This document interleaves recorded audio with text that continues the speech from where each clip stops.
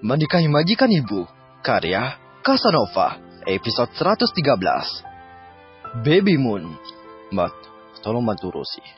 Aku takut tidak keburu. Aku harus mengejar penerbangan ke Inggris. Pinta lelaki yang ketampanannya bak titisan dewa Yunani itu bergegas pergi meninggalkan Bella dengan laki lain yang diketahui bernama Mat. Bella dan laki bernama Mat itu menatap punggung kekar yang menggendong ransel itu menghilang di balik kerumunan penumpang. Maaf Nona, kenalkan namaku Rahmat. Pak bos kecil biasa manggilku Mat. Kata Mat memperkenalkan diri. Menyodorkan tangan, menggantung menunggu balasan gadis cantik di hadapannya. Kalimat perkenalan Mat sontak membuat Bella kembali mengalihkan pandangannya. Sodoran tangan laki itu disambutnya dengan ragu-ragu. Aku Bella, sahutnya singkat. Pasrah menerima genggaman hangat Mat, disertai ayunan ringan. Oh, si tampan tadi, bos kecilku, Ditya Halim Hadinata. Mat mengenalkan majikannya. Bella mengangguk. Pak bos kecil harus terbang ke Inggris. Liburannya di Indonesia sudah berakhir, jadi masa ponsel. Biarkan aku yang mengurusnya. Kalau non tidak percaya, keluarganya Pak bos kecil tinggal di Surabaya juga. Jelas Mat berusaha berjaminan, lebih tepatnya mengajak bicara gadis cantik yang tanpa sengaja dabrak bosnya. Bisa tinggalkan nomor ponselnya. Maaf, aku panggil Bella saja. Tanya Mat ragu. Bella terlihat ragu, tetapi Mat cukup mengerti. Dengan cekatan, Mat mengeluarkan kartu namanya dari dompet dan menyerahkannya pada Bella. Aku butuh nomor yang bisa dihubungi untuk mengirim ponsel barumu, atau nomor rekening kalau memang hanya mau diganti dalam bentuk mentahnya saja, Nona. Jelas Mat. Bella mengangguk. Akhirnya dengan sukarela menyebutkan nomor ponselnya, sedangkan Mat sedang serius masukkan nomor ponsel Bella ke dalam kontaknya. Perkenalan singkat itu berakhir dengan perpisahan keduanya setelah bertukar nomor ponsel. Mat berjalan menuju ruangan tunggu, dan Bella juga melakukan hal yang sama. Bella yang mulai kebosanan menunggu hampir 2 jam untuk penerbangan selanjutnya. Terlihat menghembuskan nafas kasarnya, mencoba untuk tidur, tapi matanya enggan terpejam.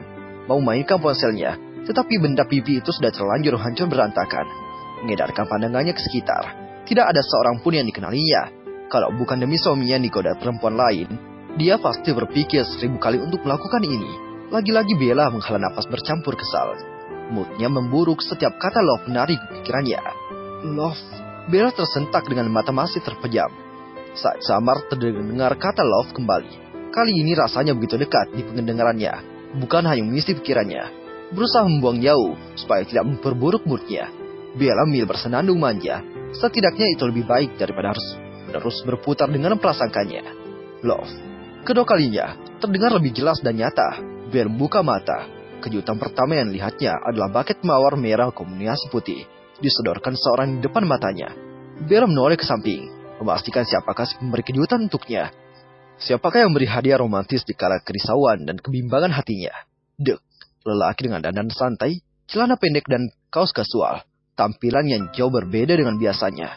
Mas, pakiknya menghambur ke pelukan Bara saat mengenali suaminya.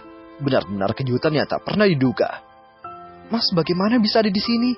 Tanya Bella kebingungan. Tangannya masih meluk erat pinggang Bara. Suaminya benar-benar nyata. Bukan hanya mimpi yang akan menghilang saat terbangun. Bella seperti anak kecil yang mendapatkan kado. Tidak mau melepas suaminya sama sekali. Kebahagiaan terpancar jelas di wajahnya dengan senyum berkembang sejak tadi. Aku sudah tiba di Surabaya sejak tadi pagi. Rasanya tidak sanggup harus berpisah dengan kalian terlalu lama. Semalam aku hampir gila tidak bisa melukmu dan bayi kita. Ucap Bara tersenyum. Aku tidak bisa tidur semalaman. Subuh aku sudah menyetir ke bandara. Cerita Bara ikut merengkuh pinggang Bella. Buket bunga yang diabaikan Bella terpaksa harus diletakkan Bara di kursi. Bella terlalu antusias dengan kehadirannya, sampai mengabaikan hadiah darinya. Tadi kamu menghubungiku dari mana? Tanya Bella heran. Di sini, aku sejak kami menunggu di bandara. Aku melihatmu tadi, bahkan sejak kamu turun dari mobil Pak Ruby. Jelas Bara ikut mengunci pinggang istrinya masih terlihat ramping di usia kehamilan yang baru menginjak trimester pertama. Kamu membohongiku. Gerutu Bella kesal, mukul pelan dada suaminya. Maafkan aku, bisik Bara. Terlihat bola mata indah itu berputar, memikirkan berbagai keanehan dan ucapan ibunya yang terus-menerus membela menantu kesayangannya. Jangan katakan ibu tahu semuanya. Tanya Bella menebak. Bara tersenyum dan mengangguk. Ayo ikut denganku, ajak Bara. Meraih tangan Bella dan bawa istrinya ikut dengannya. Tunggu mas, bungaku ketinggalan, ucap Bella. Bergegas meluk buket bunga raksasa yang baru saja dihadiahkan Bara untuknya. Kamu menyukainya? Tanya Bara. Sebuah anggukan dengan senyum tersirat Kebahagiaannya nyata mengiringi langkah Bella. "Love," panggil Bara, tersenyum menatap istrinya yang malu-malu. "Mas manggilku apa tadi?" tanya Bella, memastikan sekali lagi pendengarnya tidak salah. "Love." Panggilan itu seperti penting dan berpengaruh untukmu. Hanya dengan mendengar kata itu, kamu sampai berlari menyusul ke Jakarta. Kalau sebisa pentingnya untukmu saja. Lanjut Bara dengan santai. "Bukankah itu panggilan untuk Mbak Brenda?" tanya Bella heran. "Itu hanya panggilan, tidak mewakili perasaanku. Silahkan, siapa saja bisa makainya." Lanjut Bara. "Kalau begitu aku tidak mau," tolak Bella cemberut. Tawa Bara pecah. "Benar kata ibu.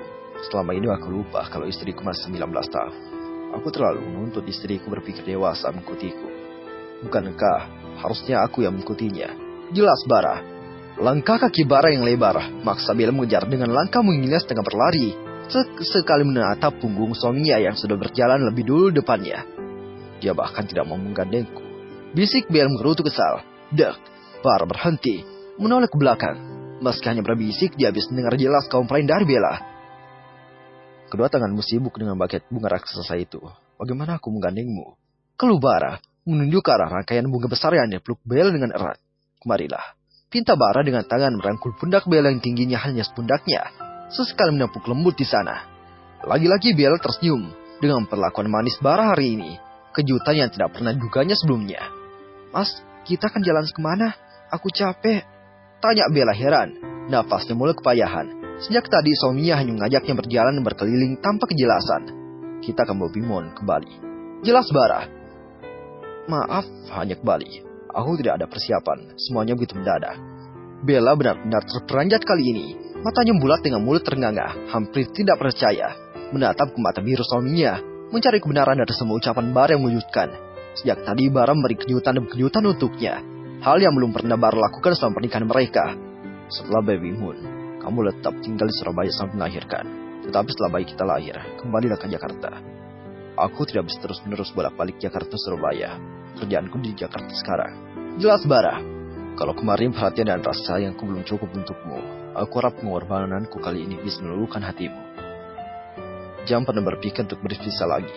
Kalau kamu merasa semua ini belum cukup jadi alasan untukmu bertahan dengan rumah tangga ini, tolong pikirkan bayi kita yang membutuhkan persamaan kedua orang tuanya. Belajarlah dari suara hati Barania." Kalau kamu mau dengar audiobook lebih banyak dan gratis, segera download Audiotune.